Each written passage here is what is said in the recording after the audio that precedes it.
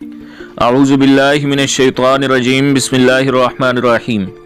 علی T V official کے معزز سامعین، السلام علیکم ورحمۃ اللہ وبرکاتہ۔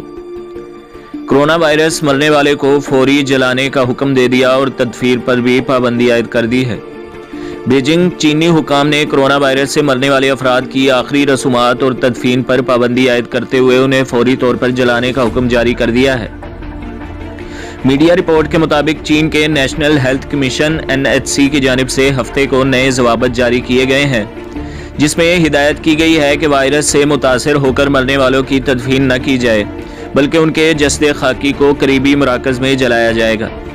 چینی حکام نے واضح طور پر اعلان کیا ہے کہ کورونا سے ہلاک ہونے والوں کی آخری رسومات ہوں گی اور نہ ہی ان کے اہل خانہ کو کسی بھی قسم کی سرگرمی کی اجازت دی جائے گی۔ HHC ضوابط کے مطابق اگر کرونا وائرس کے مریض کی موت ہوتی ہے تو جس حد تک ممکن ہو آخری رسومات کو محدود رکھا جائے گا۔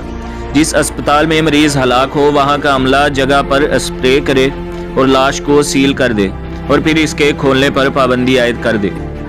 ہدایت کی گئی ہے کہ طبی عملے کی جانب سے اہل خانہ کو آگاہ کرنے کے بعد ڈیتھ سرٹیفکیٹ جاری کیا جائے گا، جس کے بعد تدفین کرنے والے اداروں سے رابطہ کیا جائے گا اور پھر وہاں سے کوئی نمائندہ آ کر لاش کو لے کر مخصوص مقام پر پہنچے گا، جس کے بعد جسد خاکی کو جلا دیا جائے گا۔